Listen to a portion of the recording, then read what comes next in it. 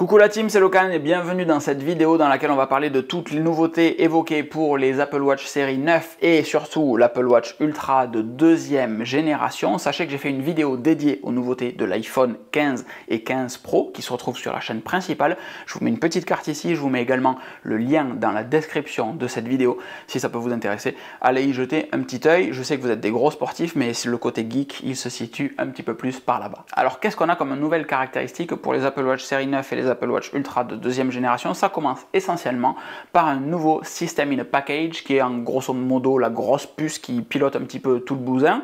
Cette grosse puce a un CPU, un processeur qui va contenir 60% de transistors en plus. Quand on a 60% de transistors, ça ne veut pas dire qu'on a 60% de performance en plus, mais c'est quand même pas loin. On peut tabler sur 50% d'amélioration en étant conservatif et ça va faire vraiment du bien, ce qui veut dire que votre Apple Watch va toujours réagir plus rapidement en série 9 ou en Ultra 2 qu'en série 8 ou en Ultra tout court. Le réseau neuronal d'apprentissage automatique va être presque 2 fois plus réactif, ce qui libère Apple sur la création de nouveaux gestes d'interaction avec une montre, comme le fait de pincer 2 fois pouce et index comme ceci pour venir valider un bouton sur votre écran. Alors ce geste là, il peut être très cool pour scroller dans des animations, pour couper un minuteur, pour décrocher un appel, raccrocher un appel. Mais si sur la présentation, moi je me suis dit en vrai à quoi ça sert, il y a pas mal de situations dans lesquelles on n'a pas envie d'utiliser sa deuxième main, pas parce qu'on ne peut pas. Il y a eu pas mal de démos où les mecs font la cuisine, etc., où on tient la main à sa copine ou à son copain et on veut répondre à un appel et du coup on tape des doigts et clac, ça décroche. Ce matin tout simplement je suis allé courir et quand je suis en train de courir, j'ai pas envie de venir avec ma deuxième main pour scroller sur la petite roue sur le côté, pour changer d'écran. Et si je pouvais juste taper mes doigts comme ça pour avoir le deuxième écran, ou taper mes doigts pour faire un lap, peu importe, ou que ça soit configurable, ça serait réellement appréciable. Il y a pas mal de situations où quand on court, on n'a pas envie de croiser ses bras devant soi pour faire une action. Si on peut garder son momentum avec le bras droit et juste faire ceci sur le bras gauche, et bien en réalité c'est déjà très très cool. Donc à voir comment on pourra utiliser ce geste dans toutes les applications, mais ça fait partie des nouveautés qui semblent inutiles au moment de la présentation, mais qui, à l'usage, réellement, se révéleront très très intéressantes. Mais l'Apple Watch série 9 récupère essentiellement les nouveautés qui avaient été arrivées avec l'Apple Watch Ultra l'an dernier, à savoir la luminosité de l'écran, puisqu'on a un écran de 2000 nits de luminosité sur la série 9, quand l'Ultra, je prends un petit peu d'avance sur le chapitre d'après, passait à 3000 nits, donc c'est colossal sur les deux, très utile si vous utilisez la fonction lampe torche, que ce soit sur le bouton action ou autrement. Ça arrive sur la série 9. Et la nouvelle puce va permettre à Siri de traiter beaucoup d'actions en local, déjà d'un point de vue sécurité, parce que ça va permettre de chiffrer un petit peu toutes ces données bien comme il faut et de les stocker dans des containers et dans des enclaves dédiées à ça, mais surtout d'avoir toute la puissance nécessaire pour traiter des demandes en local, les fois où il n'y a pas besoin de réseau. Évidemment, si vous demandez quel temps il fait, ça ne va pas marcher. Par contre, si vous demandez des informations qui sont déjà sur la montre ou que la montre peut gérer toute seule, comme lancer un minuteur, appeler quelqu'un de votre répertoire, savoir combien d'heures vous avez dormi durant la nuit, lancer un podcast ou une musique qui est déjà sur la montre, mais ça pourra marcher en local et ça va vous faire gagner entre 20 et 30% de rapidité parce que vous ne dépendrez pas du réseau cellulaire ou du réseau Wi-Fi de chez vous. Il n'y a pas à envoyer la requête, elle est directement gérée dessus. On va avoir à l'intérieur une puce ultra wideband que j'ai absolument oublié de préciser dans la review sur les iPhones, qui va permettre à l'Apple Watch de localiser avec précision votre iPhone sans avoir à juste le pinguer à distance pour qu'il sonne au loin. Vous allez pouvoir, comme quand vous cherchez un AirTag avec votre iPhone, trouver votre iPhone depuis votre Apple Watch. Ça marche pour tous les objets Find My directement depuis l'Apple Watch ou même les personnes qui partagent votre position. C'est assez pratique. Et en dehors de la neutralité carbone d'Apple pour les Apple Watch série 9 et les Apple Watch Ultra, il n'y a pas grand chose à dire pour l'Apple Watch série 9. Je trouve quand même assez dingue qu'Apple s'engage à compenser la neutralité carbone, à compenser les émissions carbone inhérentes à la recharge d'une Apple Watch durant toute sa durée de vie par des projets verts ou par de l'électricité verte réinjectée dans le réseau. Je trouve ça colossal. Et maintenant on arrive à l'Apple Watch Ultra 2. Vous savez que j'adore mon Apple Watch Ultra, réellement. Cette chaîne n'existe que parce que Apple a sorti une Apple Watch Ultra. Ça fait des années que j'hésitais à créer du contenu dédié au sport.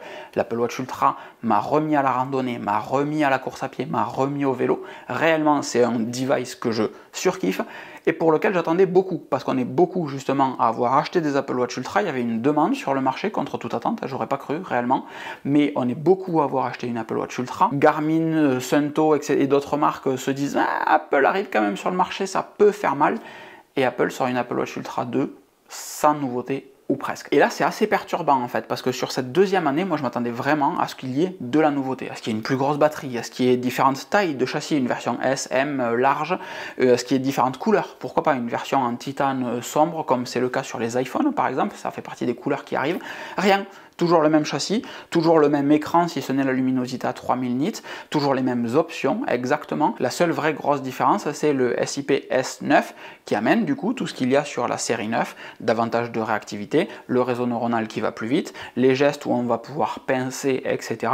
Les requêtes Siri en local, tout ça très cool, ça arrive sur l'Apple Watch Ultra 2, mais en dehors de ça, c'est la même Apple Watch. Elle a les mêmes capteurs de fréquence cardiaque, les mêmes capteurs d'oxymétrie, tous ces mêmes capteurs qu'il y a partout. Elle a la même autonomie exactement. Au lieu d'augmenter la luminosité qui est déjà incroyable, 2000 nits, ça fait partie des montres les plus lumineuses du marché. Et sur un an d'activité en extérieur, ça m'est arrivé juste 2 fois de me dire si c'était un petit peu plus lumineux, ça serait pas plus mal. C'était très lisible, juste un peu plus de lumière, ça aurait été bien. C'était sur 2 randonnées, il faisait un temps horriblement ensoleillé, un petit peu comme ce qui se passe maintenant, là j'ai pas fermé le volet. Mais non, on n'augmente pas l'autonomie, on augmente la luminosité. Je suis pas certain que ça soit un bon calcul. Et du coup, sur cet Apple Watch Ultra 2, je suis très mitigé cochon d'Inde. Je comprends même pas comment Apple peut mettre autant en avant l'écologie dans sa conférence et espérer qu'on change un device pour le même device qui est juste à peine un petit peu plus rapide, alors que justement on essaye de réduire les ressources. J'ai vraiment du mal à dissocier ce discours. Faites des économies, mais achetez ce produit qui est le même que celui que vous avez déjà au poignet et qui marche évidemment très bien puisque ça fait 1 an qu'on l'a. Ceci étant dit, ma propre dichotomie, c'est que j'ai évidemment commandé l'Apple Watch Ultra 2 parce que c'est le terminal, le device que j'aime le plus de tous les devices que j'ai. L'Apple Watch, ça a toujours été le cas, et c'est surtout un device qui a besoin d'être rapide. Pour moi, la réactivité d'une Apple Watch est très importante, donc même s'il n'y a que ça, j'ai quand même changé mon Apple Watch Ultra, mais pour être très franc avec vous, je l'assume moyen bof. Je peux me le permettre, donc je le fais. La vitesse en plus sera réellement un gros kiff, donc ça me va très bien. Mais je cautionne quand même pas pour autant. Et le pire du pire, c'est qu'on s'était dit avec WatchOS 10, il y a eu peu de nouveautés pour WatchOS 10, alors que c'est les 10 ans du système d'exploitation, parce qu'il y aura beaucoup de nouveautés réservées pour les nouveaux modèles. C'est souvent le cas chez Apple, on a peu d'annonces à la Worldwide Developer Conference en juin, et en septembre, quand les nouveaux produits arrivent, ils nous disent « Ouais, mais en fait, on vous avait présenté ça, c'était la version soft, là maintenant, avec le nouveau hardware du nouveau matériel, vous allez pouvoir faire ça, qui est la version XXL, celle à laquelle on a réellement pensé. » Là, rien du tout. Même la watch face, là, celle que j'ai ici, même cette watch face, elle est directement intégrée dans WatchOS 10. J'ai la release candidate de WatchOS 10 sur ma montre, c'est une Apple Watch Ultra 1, elle est là. Et c'est les 2 trucs qui m'ont fait kiffer au moment où j'ai vu la présentation, c'était la nouvelle puce plus rapide, la nouvelle watch face. Et c'est littéralement que la nouvelle puce qu'il y a de nouveau sur cette Apple Watch Ultra de 2e génération. Donc ceux qui ont acheté une Apple Watch Ultra de 1re génération doivent être trop contents parce qu'en fait vous n'avez pas besoin de la changer pour cette 2e année. Vous aurez exactement les mêmes choses que sur la 2e génération, si ce n'est le petit pincement comme ceci et les requêtes Siri en local. Voilà à peu près tout ce qu'il y a à dire sur ces Apple Watch. La nouvelle Apple Watch arrive la semaine prochaine à la maison. Je vais la tester sur un run de 25 bornes à Barcelone le dimanche qui suit. Ça arrive le 22, je crois que le 24 j'ai mon gros run. La semaine d'après, le 1er octobre, j'ai le semi-marathon de Bruxelles. Donc là aussi ça va donner un test grandeur nature. Et puis on a le marathon des villages le 22, 23, 24 octobre, un truc comme ça, où là ça sera le test grandeur nature et c'est pour ça que je m'entraîne depuis plusieurs mois à la course à pied, même si je suis un gros bébé. Et pour tout vous confier, ça me pose une problématique, c'est qu'elle est tellement similaire à l'Apple Watch précédente que je sais même pas comment je vais pouvoir la tester pour vous la montrer en réalité. Ça va être assez complexe. Si vous avez kiffé cette vidéo, abonnez-vous. Vous pouvez déjà regarder les anciennes vidéos qu'il y a sur la chaîne. Je suis pas peu fier du contenu qui a été posté dessus, très sincèrement. Donc abonnez-vous, regardez les autres vidéos, mettez des petits pouces, des petits commentaires, etc. N'hésitez pas à me dire ce que vous avez pensé de cette conférence et des nouveaux produits. Est-ce que vous allez changer votre Apple Watch Ultra? Est-ce que vous êtes sur du Garmin, du Coros, du Polar, du Suunto? Quel modèle est-ce que vous avez et à quel point est-ce que vous le kiffez? Qu'est-ce qui manque sur une Apple Watch pour que vous migriez sur une Apple Watch? Mettez tout ça dans les commentaires, je me ferai un plaisir de découvrir tout ceci. Je vous souhaite une excellente fin de journée, je vous dis à très vite. Ciao ciao.